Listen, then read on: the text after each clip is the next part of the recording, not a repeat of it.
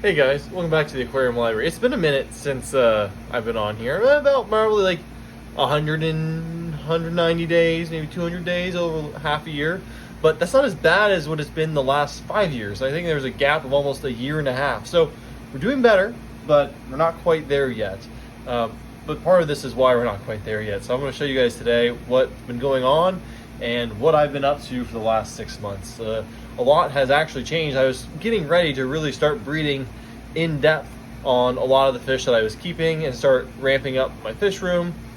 And then life happened, and a great deal on a aquarium rack that you're going to see over here came up, and then even better deal on a house came up that we moved into. And so between moving and buying a new rack and setting up a new rack and setting up basically a fish room now, and all the other busyness that comes along with the job this time of year, it's been chaotic, but we're finally there. I have tanks, all the tanks with the exception of like 2, filled with water, and only 1, 2, 3, 4, 5, 6 have fish in them. So we're going to go around today and look at what I've been up to, and we'll start with this tank here. So this tank is, I'm not trying to get a lot of glare, the tank that one of the tanks I'm most excited for, and I have my rainbow shiners in here along with my orange tipped white clouds, and they have been growing really well.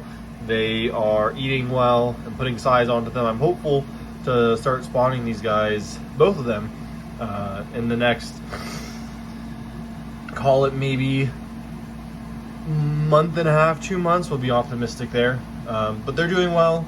I have a single sponge filter here, some cyclomedia over there, some yarn mops that I just wanted to have in there to be able to cycle tanks when I need to. But yeah, this is a 125 gallon tank that is going to be a native tank. I'd love to have, 100, 200 of these fish, but I don't want to spend $10 a fish for 100 or 200 of them. So hence why we breed fish, is to be able to enjoy the fish that we don't want to buy thousands of dollars worth. Up top, I'm hopefully going to start some basil and mint up here, because I like iced tea in the summertime, and having a fresh mint in there is fantastic. And since we moved, my wife doesn't have a garden this year, and so we're probably going to plant a couple pieces of basil in here, or a couple plants of basil in here, and we have a grow light up there, which should be more than sufficient. So yeah, that's the 125, and you'll see an air loop system that I have up here going around. There's the tanks that we'll come to in just a minute. With my pressure relief valve is actually sitting a little high, so we'll go ahead and back it off a bit to 1.5 to bleed it off, and then we'll come back over to here. So I have my breeders there. I lost one female. I don't know why I lost it, but I only had 2 females originally out of my 7. So now I have 1 female and 5 males in there, so that's not going so great. And I have another tank here that I'm going to put my younger juveniles that I have to grow up to start breeding, so I can start collecting more eggs, because I have an entire fish rack that I need to be able to fill. 18 tanks, and they're all 15 gallons. So that's there's a lot there. Oh, I'm just seeing this for the first time.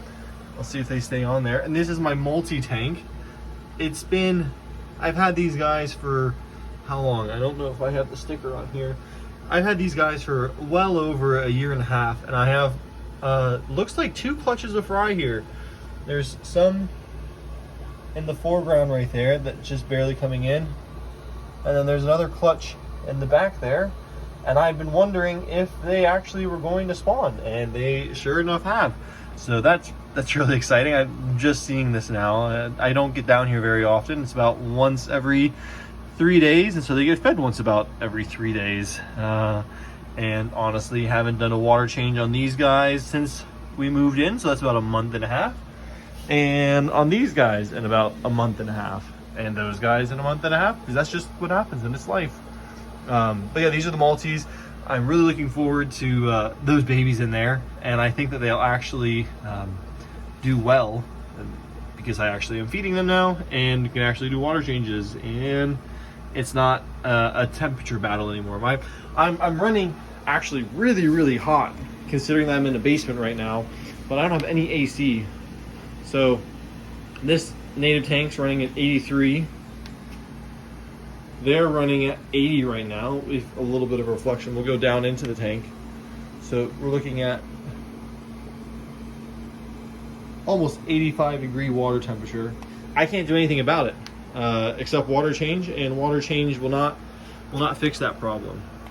See 83 there, and then 83 there. I just don't have AC in my house, and even in the basement, they're running super hot.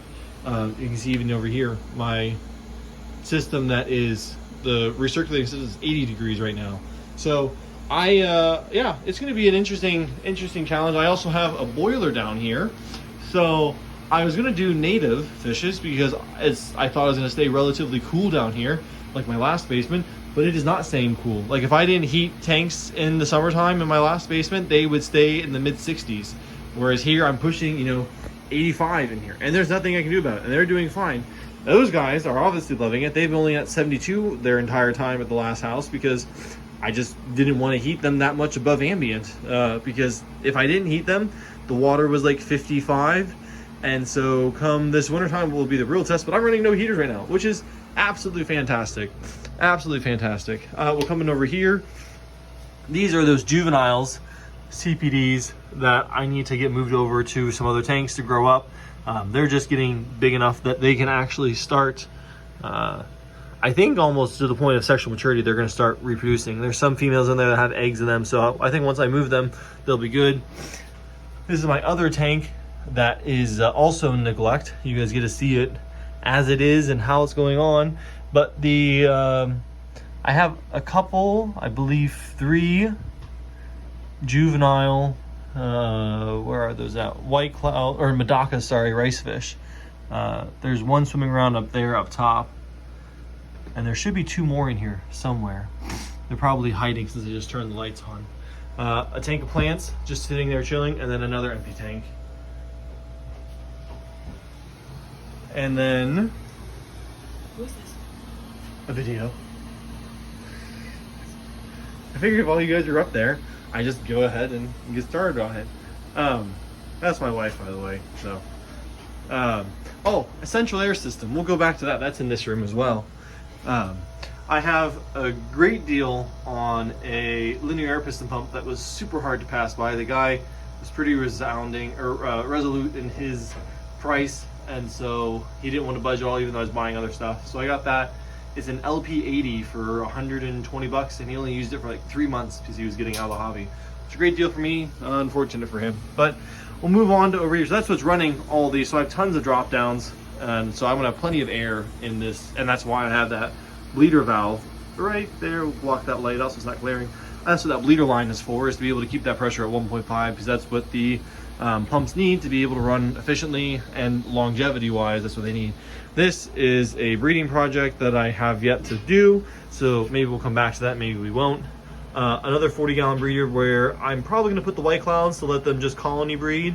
I left, what was it, Sawassertang and hornwort in this tank for, in these buckets right here, not these, I threw the other ones out. They smelled horrendously.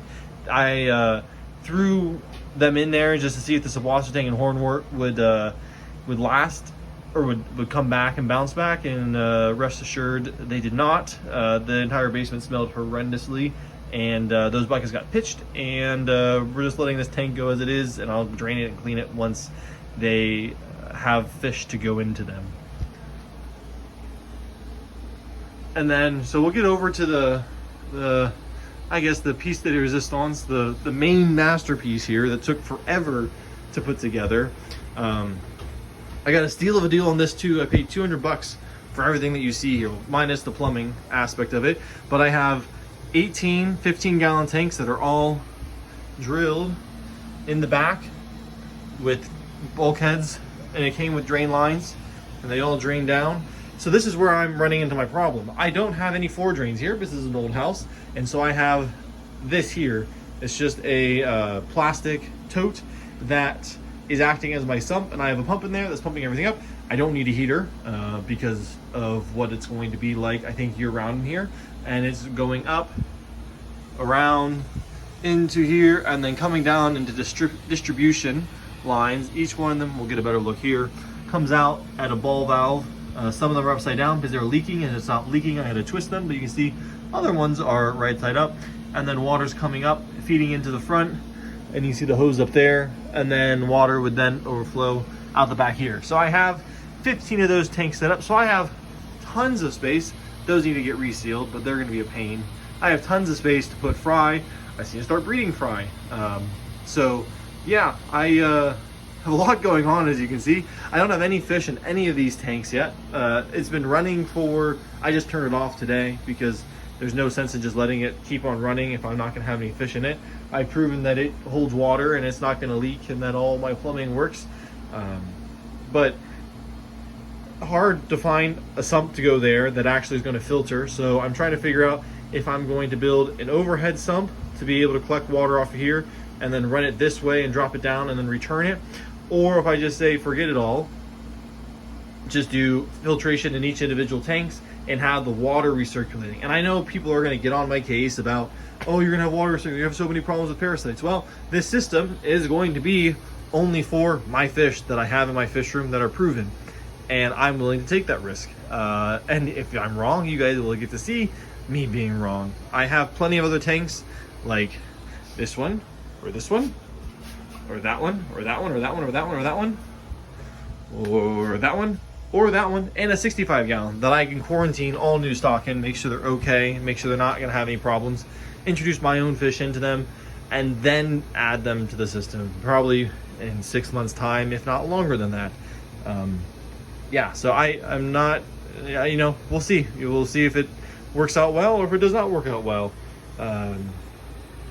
Yeah, this took a lot longer than what I was anticipating to do. All of what you see here took forever. The plumbing took forever. People don't realize, or I didn't realize, how long it actually takes to actually cut and measure everything properly and get it all glued up and to have it all be non-leaking. Sure, you can slap something together and it might leak at that elbow there, and then that fitting there, and then on one of these over here, but I can't afford to do that, and so everything took a lot longer. Everything was a perfect fit and snug. So I think I'm actually gonna go through a breakdown of all of this, that you're seeing here, this rack, the air system, my sketchy lighting situation for central timers, to have all of it on a single timer in here, because that's another thing. I only have this outlet here and this outlet over here. And I'm running a dehumidifier and a condensate pump, so I have 2 plugs here, and that's everything. There is no other electricity down in this basement whatsoever.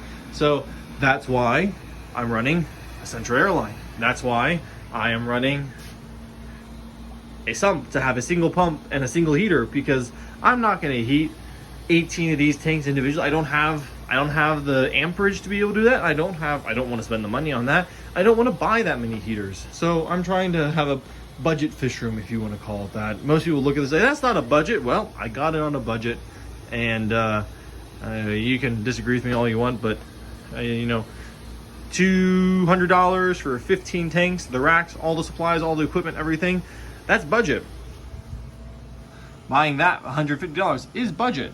So that's a little bit of a rambling session, but it's been a while, so I just figured I'd show you guys what is going on, and we'll come back to these guys. I'm really excited about these. These guys came from White Cloud Dynasty, and so I'm super excited about these orange tips. I want to start getting them fatter and plumper, and some of them are a little, I think that one's looking real good, and then those guys are looking real good. So I will hopefully see you guys again soon, or you guys see me again soon, as I have more updates of things coming online and more exciting news. But until then, hope you guys have a blessed day, and I'll see you then.